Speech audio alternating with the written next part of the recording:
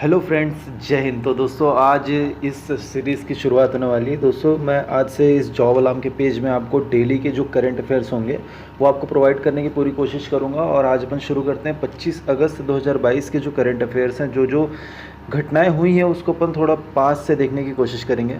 तो स्टार्ट करते हैं दोस्तों। तो आज का जो पहला सबसे करंट अफेयर्स है ये है दोस्तों कि प्रधानमंत्री नरेंद्र मोदी जी ने कौन से राज्य में होमी भाभा कैंसर अस्पताल और अनुसंधान केंद्र का उद्घाटन किया है। तो बेसिकली प्रधानमंत्री नरेंद्र मोदी जी ने पंजाब के मोहाली में भाभा कैंसर अस्पताल एवं अनुसंधान केंद्र का उद्घाटन किया है।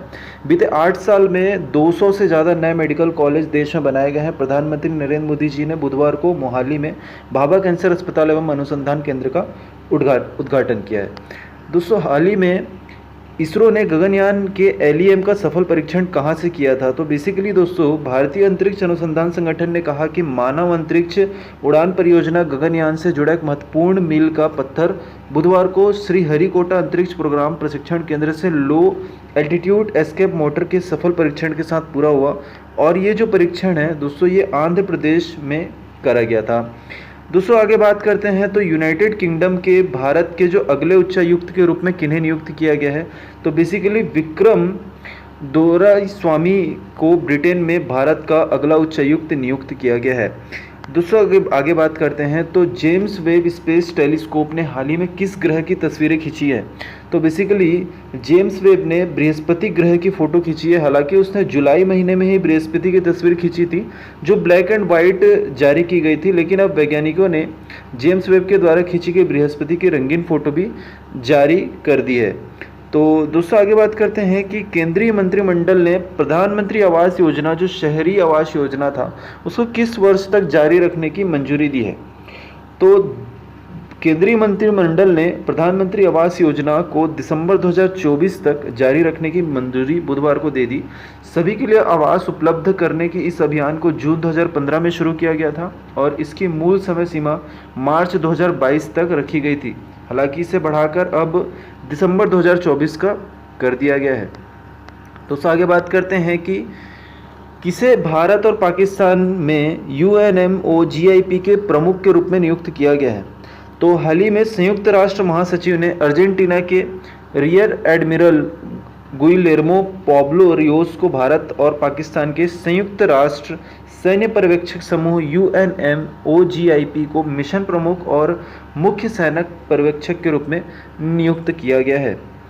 दोस्तों आगे अगर अपन बात करें तो किस राज्य को अगस्त्य मलाई में अपना 5वां हाथी रिजर्व मिला है। तो केंद्रीय पर्यावरण मंत्री भूपेश यादव ने घोषणा करी है कि केंद्र सरकार ने अगस्त्य मलाई में 1197.48 वर्ग किलोमीटर भूमि को हाथी रिजर्व के रूप में अधिसूचित करने के तमिलनाडु वन विभाग को प्रस्ताव को स्वीकार कर लिया है और यह तमिलनाडु का 5वां हाथी रिजर्व होगा। तमिलनाडु के पास ऑलरेडी 4 हाथी रिजर्व हैं। कुल मिलाकर भारत में 31 हाथी रिजर्व हैं, जिसमें तमिलनाडु में अकेले 5 हाथी रिजर्व स्थित हैं। दोस्तों अगर अपन बात करें आगे कि शिवमोग्गा सुब्बान्ना का निधन हुआ, वे कौन थे। तो शिवमोना सुब्बान्ना कन्नड़ भाषा की एक भारतीय सुगम संगीता पार्श्व गायिका थी। उन्हें फिल्म कादू काटू काटरे में ओडी बैंडिट्टा गीत के लिए गायन के लिए राष्ट्रीय पुरस्कार भी मिला था। वह पार्श्व गायन के लिए राष्ट्रीय पुरस्कार जीतने वाले पहले कन्नड़ थे। आगे अपन दोस्तों अगर बात करें तो भारतीय वायुसेना किस देश द्वारा आयोजित द्विपक्षीय युद्धाभ्यास में भाग लेगी। तो भारतीय वायुसेना मलेशिया द्वारा आयोजित द्विपक्षीय युद्धाभ्यास में भाग लेगी। भारतीय वायुसेना का एक दल उदार शक्ति के नाम से द्विपक्षीय युद्धाभ्यास में भाग लेने के लिए आज मलेशिया के लिए रवाना हो चुका है। दोस्तों अगर आगे अपन बात करें तो स्टेट बैंक ऑफ इंडिया किस देश में भारतीय वीजा केंद्र चलाएगा। तो स्टेट बैंक ऑफ इंडिया 2 और वर्षों के लिए बांग्लादेश में भारतीय वीज़ा आवेदन केंद्र IVAC का प्रबंधन करेगा। संचालन को 2 और वर्षों के लिए विस्तारित करने के समझौते पर SBI और ढाका में भारतीय उच्चायोग के अधिकारियों के बीच हस्ताक्षर करे गए हैं। दोस्तों आगे अगर अपन बात करें तो खेलो इंडिया हॉकी लीग अंडर 16 कहाँ आयोजित होगी। बेसिकली दोस्तों खेलो इंडिया महिला हॉकी लीग जो अंडर 16 में है वो भारतीय प्राधिकरण ने भाई बहलो हॉकी अकादमी भक्ता को 30-0 से हराया। पहली खेलो इंडिया महिला हॉकी टीम अंडर 16 के उद्घाटन सत्र में आज सुबह दिल्ली के मेजर ध्यानचंद नेशनल स्टेडियम में 4 मैच खेले गए और ये बेसिकली नई दिल्ली में आयोजित होगी। दोस्तों आगे अगर अपन बात करें तो नया virtual space museum spark launch किया गया है। तो इससे किसने लॉन्च किया है? तो भारतीय अंतरिक्ष अनुसंधान संगठन इसरो ने वर्चुअल म्यूजियम बनाया। इस म्यूजियम को बुधवार को भारत की आज़ादी के 75वें वर्ष के उपलक्ष्य में आज़ादी का अमृत महोत्सव समारोह के तहत virtual space tech park spark का अनावरण करा। दोस्तों आगे अगर अपन बात करें तो स्माइल 75 की शुरुआत हुई है। तो इसे किसने करी है? तो भारत सरकार ने भिक्षावृत्ति की समस्या को दूर करने के लिए स्माइल आजीविका और उद्यम के लिए सीमांत व्यक्तियों हेतु समर्थन नामक एक व्यापक योजना बनाई है। स्माइल 75 के पहल के अंतर्गत भीख मांगने में लगे लोगों की समग्र पुनर्वास को लागू करने के लिए 75 नगर निगमों की पहचान करी गई है, जिसे सामाजिक न्याय मंत्रालय ने बेसिकली शुरू करा है। दोस्तों आगे अगर अपन बात करें तो पवन कुमार बोर ठाकुर किस राज्य के नए मुख्य सचिव नियुक्त करे गए हैं? तो विस्तार वरिष्ठ IAS अधिकारी पवन कुमार बोर ठाकुर असम के अगले मुख्य सचिव होंगे। ये क्वेश्चन कुछ इस प्रकार से भी आ सकता है कि असम के अगले मुख्य सचिव कौन होंगे? तो उसका आंसर होगा पवन कुमार बोर ठाकुर, जो कि 31 अगस्त 2022 को सेवानिवृत्त हो रहे हैं। जो जिष्णु बरुआ उसके जगह में कार्यभार संभालेंगे। आगे अगर अपन बात करें दोस्तों तो हाल ही में राजस्थान तकनीकी विश्वविद्यालय का कुलपति किसे नियुक्त किया गया है? तो राज्यपाल जो कलराज मिश्र हैं, उन्होंने शुक्रवार को आदेश जारी कर प्रदेश के 2 विश्वविद्यालय में कुलपति नियुक्त करे, जिसमें हरिदेव जोशी को पत्रकारिता विश्वविद्यालय में प्रोफेसर तथा सुधा राजीव को कुलपति बनाया है। वहीं राजस्थान तकनीकी यूनिवर्सिटी कोटा में प्रोफेसर संतोष कुमार सिंह को कुलपति नियुक्त किया गया है। दोनों कुलपति की नियुक्ति अगले 3 साल तक के लिए करी गई है। दोस्तों आगे अगर अपन बात करें तो भारत के किस नृत्य को हाल ही में यूनेस्को की सूची में शामिल करने के लिए नामांकित किया गया है? तो भारत में कालबेलिया, उड़ीसा और झारखंड व पश्चिम बंगाल का जो छाऊ नृत्य होता है, केरल का मुडियट्टू लोक नृत्य को यूनेस्को की विरासत सूची में शामिल किया गया। तब सरकार को इनकी अहमियत समझ में आई। दोस्तों भारत देश हमारा बहुत ही प्यारा देश है। इसमें भिन्न भिन्न तरीके के जो समाज है, अलग अलग नृत्य है, खान पान है, बोली भाषा, उसके आधार पे जो अलग अलग कल्चर हैं, उसके आधार पे यहाँ पे बहुत अलग अलग नृत्य होते हैं। अलग अलग अपने कल्चर को सेलिब्रेट करने का, अपने फेस्टिवल को सेलिब्रेट करने का यहाँ पे तरीका होता है। तो हालांकि यहाँ पर गरबा को यहाँ पे यूनेस्को ने अपनी सूची में शामिल करा है, नामांकित किया है। आगे दोस्तों अगर अपन बात करें तो किस राज्य में जलापूर्ति में सुधार के लिए भारत ने ABD के साथ हाल ही में 96.3 मिलियन डॉलर के ऋण पर हस्ताक्षर किए हैं? तो हिमाचल प्रदेश इसका आंसर होगा। दोस्तों आगे अगर अपन बात करें तो कर्नल अब्दुल्लाह माइगा को हाल ही में अपना अंतरिम प्रधानमंत्री किस देश ने नियुक्त किया है? तो माली ने अपना अंतरिम प्रधानमंत्री इन्हें नियुक्त किया है। आगे दोस्तों अगर अपन बात करें तो IIT संस्था ने अभी हाल ही में चीनी विकल्प जाइलिटोल के उत्पादन के लिए नई विधि का विकास किया है। तो भारत में बहुत सारे IITs है दोस्तों जो अपने परफॉर्मेंस के लिए जाने जाते हैं। तो IIT गुवाहाटी ने शोधकर्ताओं ने गन्ने की जो पेराई होती है, जो अवशेषण बच जाते हैं, उसमें जाइलिटोल नामक चीनी के सुरक्षित विकल्प का उत्पादन करने के लिए अल्ट्रासाउंड समर्थित किण्वन फर्मेंटेशन विधि विकसित करी है। दोस्तों आगे अगर अपन बात करें तो अंडर 18 जो चैंपियनशिप अभी हाल ही में हुआ था, जो भारतीय पुरुष वॉलीबॉल टीम थी, उसने कौन सा पदक जीता था?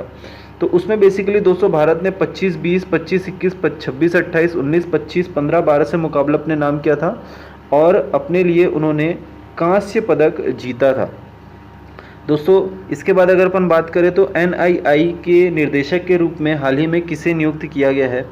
तो वरिष्ठ वैज्ञानिक डॉक्टर देबाशीष मोहंती को सोमवार को राष्ट्रीय प्रतिरक्षा विज्ञान संस्थान NII का निर्देशक नियुक्त किया गया।